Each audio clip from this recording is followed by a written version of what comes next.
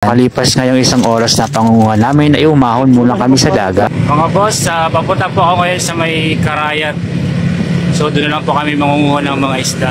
Bandang alas 2 nga ng hapon ay pumunta na lang ako ng Karayat. Nakausap ko nga si Gigi na doon na lang kami mangunguha ng isda. Magkikita-kita muna kami para pagplanuhan namin ng maayos ang pangunguha namin ng isda. Itong lugar palang dinadaanan ko ay dito ito sa Barangay Bagakay, Gubat, Sorsogon. Puminto nga muna ako dito para kumuha ng video at dumiretso na nga ako sa Karayat, Preto Diaz. Mga bandang alas 2:30 nga ay nasa bahay na ako nila Gigi. Sabi nga niya ay umaga pa lang daw ay nag-aantay na siya sa akin. Makalipas nga ang ilang oras ay naihanda na namin ang mga dadalhin namin papunta sa dagat. Dahil nga sa mag-alas 6 ng gabi kaya medyo madilim na. Ang makakasama ko nga ngayon ay si Gigi at si Dapo. Uy mga bossing, mag-iingat kayo Agoy!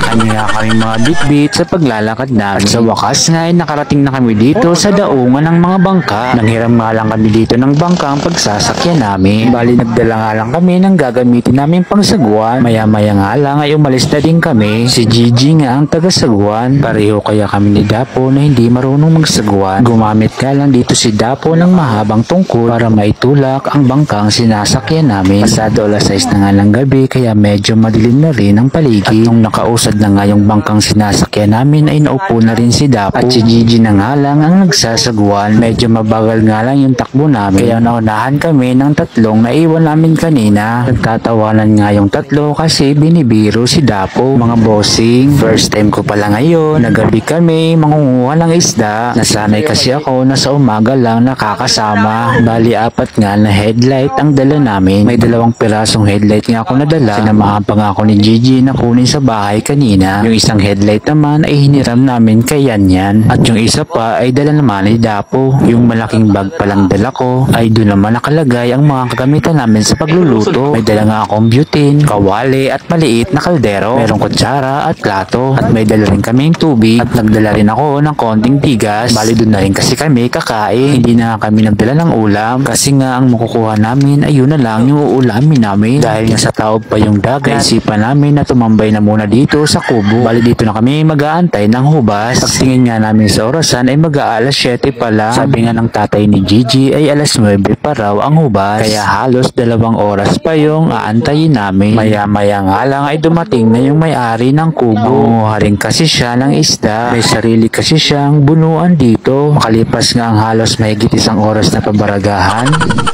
ay humupa na nga ang tubig dagat. Kaya pwede na kaming manguha ng isda. Si kuya nga ay nauna na sa amin. Pinasok na nga niya ang kanyang bunuan. At nung natapos na siya, pumasok na rin kami para manguha rin ng isda. Bali nga may dala kaming 2 pirasong tikpaw. Tig-isa si Gigi at si Dapo. Kaunti nga lang yung nakuha namin dito. Maliliit na isda nga lang at hipon yung mga nakuha namin dito. Kapag inilawan mo nga yung tubig ay kitang-kita yung mga isda. Kaya ayos din palang manguha ng isda kapag gabi. Magdala lang ng maliwanag na flashlight. Mga bossing, ang buhay mangingisda ay mahirap talaga. Dapat talaga ay marunong kang magtiyaga at dapat mahaba ang pasensya mo kasi may mga araw talaga na matumal. Kinukuha pala namin itong mga halan-halan dito. Masarap din kasi itong ihalo sa gulay. Malasa rin yung laman ito. Makalipas na ang ilang minuto ay lumipat na kami sa kabilang bunuan. Mga bossing, bago pala kami pumasok dito ay nagpaalam kami sa may-ari. Mas mainam ang nagpapaalam para hindi tayo mapagalitan. At yun, nakakuha kami dito ng alimasag. Malaki na nga rin ito at pwede nang ihalo sa gulay. Kadalasan talaga kapag gabi ang mga nakukuha nila dito ay hipon o kaya alimasag. Kung hindi lang sana maliwanag yung buwan ngayon ay marami sana kaming makukuhang hipon. Kung bulanon kasi ay kaunti lang ang lumalabas na hipon. Yung ganyang maliliit nga ay hindi pa namin yung kinuha. May nakuha pala kaming isda dito. Ito yung isdang makapal yung balat at yung kanyang laman kapag linuto na ay hindi basta-basta nadudurog. At nung nakalabas na pala kami ng bunuan ay nakakita si Gigi ng tangkig. Ito pala yung parang ahas din dito sa karagatan. Yan nga yung iniiwasan ko dito minsan kasi nangangagat daw yan. Makalipas nga yung 1 oras na pangunguha namin ay umahon muna kami sa dagat. Bali magsasaing nga muna kami at magluluto ng ulam. uulamin namin. Dito na nga kami mangunguha ng uulamin namin sa mga nahuli namin. Habang nililinisan nga nila yung mga isda, ako naman ay naghanda na sa paglulutuan namin. Inilabas ko na nga dito sa bag yung mga kagamitan at yung paglulutuan. Yan nga yung butane, yung mga plato, kutsara, kutsilyo, pati yung kawali. Nakalagay pa nga sa box itong butane ko. Bihira ko naman kasi ito magamit. Inayos ko na nga muna ito. At syempre, tinesting ko muna ito.